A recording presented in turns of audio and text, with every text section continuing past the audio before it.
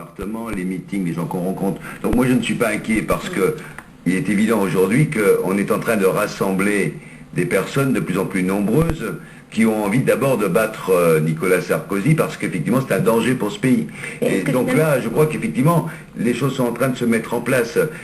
Il y a un risque que si Nicolas Sarkozy est élu, c'est 5 ans d'une logique de destruction sociale des avantages acquis et en même temps de cette droite sécuritaire où on expulse les enfants des écoles, les enfants d'étrangers des écoles. Donc ça, effectivement, on n'en a pas envie, c'est pour ça que cette candidature d'abord est utile. Est-ce que finalement vous n'auriez pas été plus efficace en restant à côté de la campagne comme Nicolas Hulot qui a encore fait entendre ses idées aujourd'hui peut-être davantage?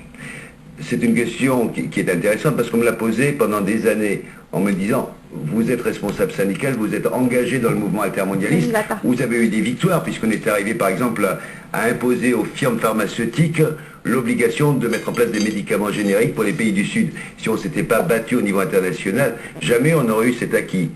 Et on m'a dit à ce moment-là, mais pourquoi vous ne vous engagez pas?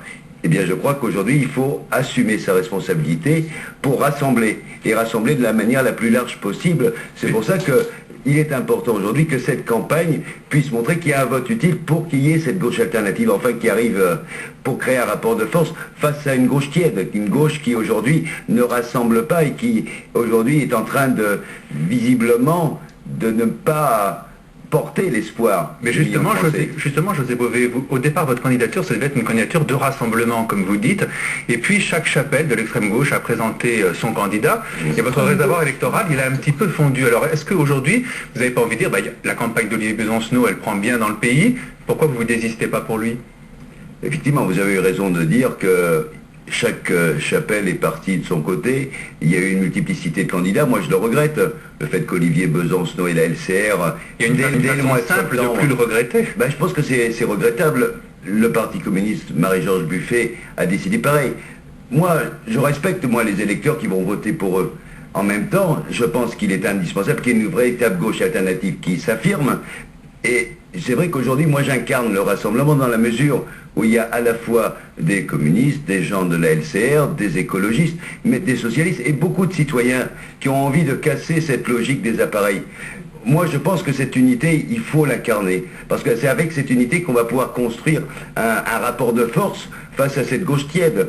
C'est une gauche un peu qui accompagne aujourd'hui le modèle libéral. Effectivement, ça, on n'en veut plus. Donc, il faut qu'on se rassemble et qu'on soit capable, effectivement, de créer ce rapport de force pour que la gauche puisse l'emporter, mais pas n'importe quelle gauche. Et moi, j'espère que dans la durée, dans le temps, moi j'ai le temps, je suis inscrit dans ce mouvement depuis des années, ça fait 30 ans que je me bats, je suis paysan, je suis têtu, je sais que de toute façon on arrivera à créer cette unité malgré les appareils qui aujourd'hui l'empêchent. Vous êtes paysan, mais votre nouveau champ de bataille, ce sont les banlieues. Alors pourquoi allez-vous dans ce milieu qui n'est pas votre milieu naturel? Est-ce que vous croyez que c'est là que vont se jouer les élections? Je vois qu'il y a une France qui est coupée en deux. Il y a une France à deux vitesses. Dans le milieu rural, il y a de plus en plus de désespérance chez les jeunes. Les services publics ferment les uns après les autres. L'école, la poste, les chemins de fer ne passent plus dans mon département. Les 2 trains qui allaient vers Paris ont été fermés. Donc il n'y a plus de moyens de transport. On voit qu'il y a une espèce de désespérance et c'est très dur pour un jeune de s'installer comme paysan parce que la politique agricole européenne empêche aujourd'hui un renouvellement des générations. Et dans les banlieues, eh bien, c'est la même situation. C'est-à-dire qu'il y a une désespérance, les gens ne se sentent plus respectés, ils n'existent plus, ils sont invisibles. Et vous êtes allé là parce que c'est là qu'il y avait le plus de nouveaux électeurs inscrits? Je suis allé là parce qu'il y a aujourd'hui 12 millions de personnes qui vivent dans les banlieues. Ces 12 personnes, aujourd'hui, sont privées de travail. C'est là où il y a le plus fort taux de chômage. Les salaires sont souvent les plus bas. Les logements se dégradent. Les écoles ferment là aussi. Il y a des classes nombreuses. Et il n'y a pas d'espoir pour les enfants. Est-ce que ces gens-là reçoivent le message que vous portez de la lutte anti-OGM, de l'interdiction du nucléaire, l'interdiction de l'arrêt du programme des autoroutiers? Est-ce que ces gens-là reçoivent ces messages-là? Contrairement à ce que vous pouvez penser, il y a une concordance très forte. C'est-à-dire qu'on ne peut pas couper à la fois la revendication sociale la revendication de la dignité du combat pour l'écologie. Et c'est pas parce qu'on habite dans un quartier qu'on doit uniquement manger des produits industriels de mauvaise qualité. Et ce sont les plus pauvres aujourd'hui qui subissent les effets de cette alimentation industrielle, qui ont les plus gros problèmes de santé. On connaît tous la question de l'obésité, on l'a déjà vu aux États-Unis. L'obésité touche d'abord les pauvres. Eh bien, il faut lier, c'est l'objectif de notre campagne, de lier à la fois l'urgence sociale et l'urgence écologique. C'est cela le combat qu'on est en train de mener. Qu'est-ce que ça vous fait quand vous voyez, comme vendredi dernier, Jean-Marie Le Pen qui traverse la dalle d'Argenteuil sans aucun problème ou presque? Est-ce que vous trouvez que c'est bien parce que ça prouve que c'est un climat apaisé, ou au contraire que c'est alarmant? Ce qui m'alarme, c'est que Jean-Marie Le Pen fait de la provocation. Il est habitué à faire de la provocation. Là, il n'a pas pris beaucoup de risques. Il est allé à quand il y va, et vous, c'est normal. Il est allé à Argenteuil un jour, il n'y avait personne. Il savait très bien qu'il serait mal accueilli. Bon, on est habitué aux provocations de M. Le Pen. Ce qui m'inquiète, c'est qu'entre M. Le Pen et Sarkozy, ils sont en train de s'aider mutuellement. C'est à celui qui ira le plus loin dans l'extrémisme. Là, il y a une véritable inquiétude. Moi, je suis inquiet aujourd'hui de voir cette concurrence. Et cette France-là me fait peur parce que c'est une France de la division où on monte les gens les uns contre les autres. C'est une France où on instrumentalise la police, alors que la police est au service des citoyens. Eh bien, M. Sarkozy, il excite cette logique de peur qui contraint ensuite à ce climat d'insécurité pour pouvoir gagner des élections. C'est très dangereux. C'est pas comme ça qu'on construit la paix sociale. On vous a entendu sur les banlieues, sur l'IVG, sur tout un tas de thèmes assez nouveaux finalement pour vous. Vous êtes un petit peu écarté de vos combats traditionnels. Est-ce que finalement vous n'avez pas rempli les cases d'un programme parce qu'il en fallait un?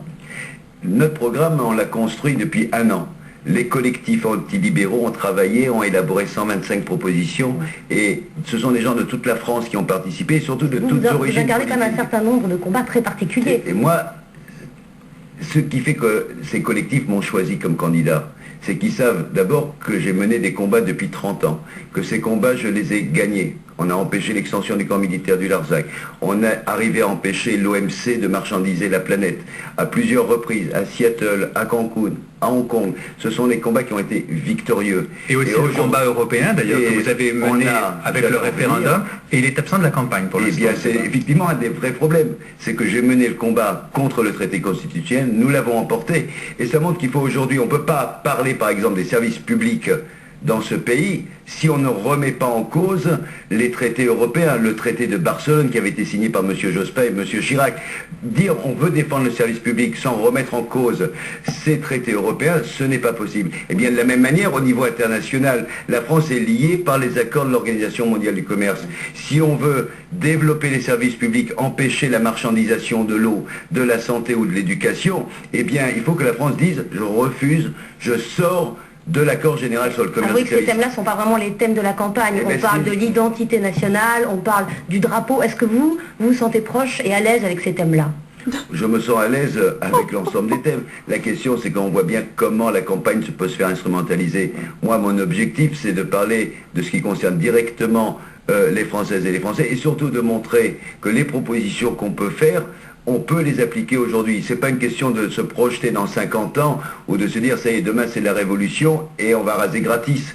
Moi, mon idée, c'est de dire on peut le faire.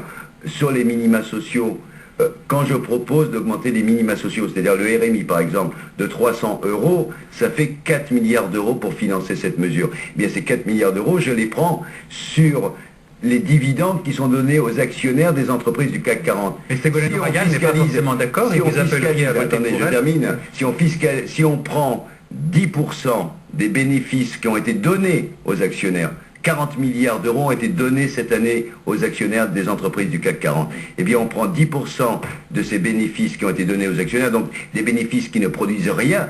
Eh bien, ça permet d'augmenter de 300 € le revenu de tous les gens qui sont au Royaume-Uni. C'est pas rien et c'est important. Vous avez beaucoup parlé, même dans cette interview, de la gauche tiède de Ségolène Royal. Est-ce que vous ne jouez pas avec le feu? Est-ce que vous n'avez pas peur de voir un nouveau 21 avril, le 22 avril? Comme je l'ai dit souvent, le 21 avril, malheureusement, il est venu du fait que le programme de M. Jospin n'était pas à la hauteur de ce qu'attendaient les Françaises et les Français. Le Pen n'a pas fait plus de voix qu'il n'en a jamais fait et il faut arrêter de ce côté-là de faire peur aux Françaises et aux Français. C'est pour ça que moi je dis le 22 avril, il faut d'abord voter utile. Et voter utile, c'est voter pour ses idées. Et c'est pour ça que je veux incarner cette gauche alternative, cette gauche de rassemblement. Et en même temps, il me paraît important qu'il y ait une pression qui puisse se faire pour construire véritablement une véritable gauche, mais qui ne soit pas simplement pour les Françaises et les Français, pour qu'on s'occupe aussi de l'avenir de la planète, et que les relations internationales qu'on va avoir avec les autres peuples dans le monde soient des relations de solidarité, pas de guerre. Merci beaucoup José Bové, et vous pouvez retrouver d'autres questions sur le site de la rédaction tf1.fr. Demain,